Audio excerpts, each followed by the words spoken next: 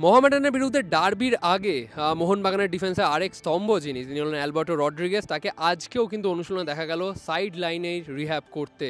1 ফেব্রুয়ারি derby, তার আগেই আজকের অনুশীলনটা সেকেন্ড লাস্ট ট্রেনিং বলতে গেলেই চলে। আজকেও কিন্তু দলের সাথে অনুশীলন করলেন না অ্যালবার্টো রড্রিগেজ। ব্যাঙ্গালুরু ম্যাচের পর দিনই রিকভারি সেশনে নামতে দেখেছি আমরা সবুজ মেরুন ব্রিগেডকে, আর সেই দিনও কিন্তু অ্যালবার্টো রড্রিগেজ সাইড লাইনে ফিজিওর সাথে রিহ্যাব করছিলেন। আজকেও কিন্তু দেখা গেল একই ছবি, পুরো অনুশীলনটাই দলের সাথে না করে তাকে দেখা গেল সাইড লাইনে দলের ফিজিওর সাথে কিন্তু রিহ্যাব করতে। ডার্বি গুরুত্বপূর্ণ ম্যাচ, সেই ম্যাচের আগে আরেকটা ট্রেনিং রয়েছে, কালকে আরেকটা অনুশীলন রয়েছে। কালকের অনুশীলন অবশ্যই কোচ মলিনা একবার দেখে নেবেন যে অ্যালবার্টো রড্রিগেজ পুরোপুরি সুস্থ হয়েছেন কিনা, তারপরে তিনি ডিসিশন নেবেন যে প্রথম একাদশে তিনি অ্যালবার্টো রড্রিগেজকে রাখবেন কি রাখবেন না।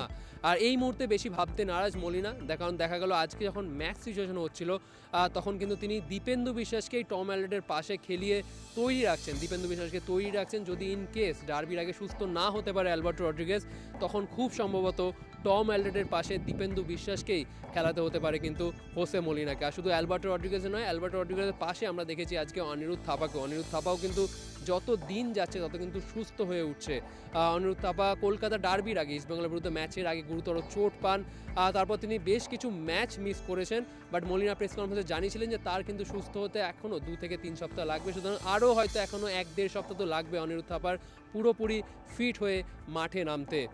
আজকে সুহেল ভাট, কালকে যেহেতু তিনি আরএফডিএল এর ম্যাচটা খেলেছেন, আরএফডিএল এর ডার্বিতে খেলেছেন, সুতরাং আজকে কিন্তু তাকেও অনুশীলন করতে দিলেন না মলিনা, তাকেও কিন্তু আজকে বিশ্রাম দিলেন আজকের অনুশীলনে, সুতরাং তিনিও আজকে দলের সাথে অনুশীলন করেননি।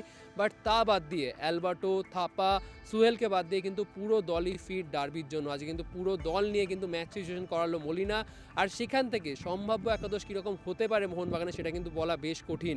কারণ বেঙ্গালুরু ম্যাচে আমরা দেখেছি গ্রেগ স্টুয়ার্টের সাথে জেমি ম্যাকল্যান্ডকে শুরু করতে, কিন্তু আজকের অনুশীলনে কিন্তু দেখা গেল গ্রেগ স্টুয়ার্ট আর ডিমি পেট্রোস একটা দলে একসাথে খেলতে, অ্যাটাকিং লাইনে আরেকটা দলে বিপক্ষ দলে দেখা গেছে জেসন কামিংস আর জেমি ম্যাকল্যান্ডকে খেলাতে। সুতরাং ডার্বিতে কোন জুটি শুরু করবে অ্যাটাকে সেটা কিন্তু বলা মুশকিল এই মুহূর্তে।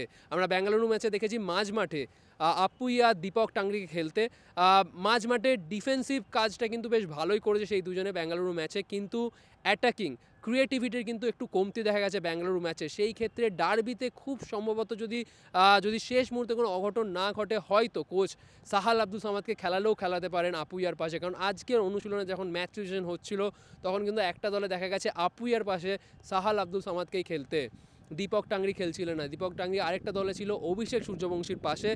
সুতরাং সাহালকেও কিন্তু তৈরি রাখছে ডার্বির আগে। আর যেটা আপনাকে বললাম, টম অ্যালবার্টের পাশে যেহেতু অ্যালবার্টো রড্রিগেজ আজকে সাইডেই রিহ্যাব করছিলেন, আর সেই কারণে কিন্তু টম অ্যালবার্টের পাশে কিন্তু দেখা গেল দীপেন্দু বিশ্বাসকেই।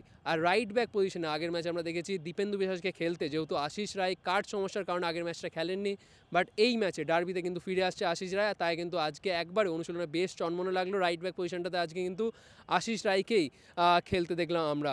আর আশিক কুরনিয়ান তিনিও কিন্তু যত দিন যাচ্ছে তত আরও ম্যাচ ফিট হয়ে উঠছে। আমরা বেঙ্গালুরু ম্যাচে দেখেছি শেষের দিকে কোচ তাকে একটু খেলিয়ে দেখিয়ে নিয়েছেন।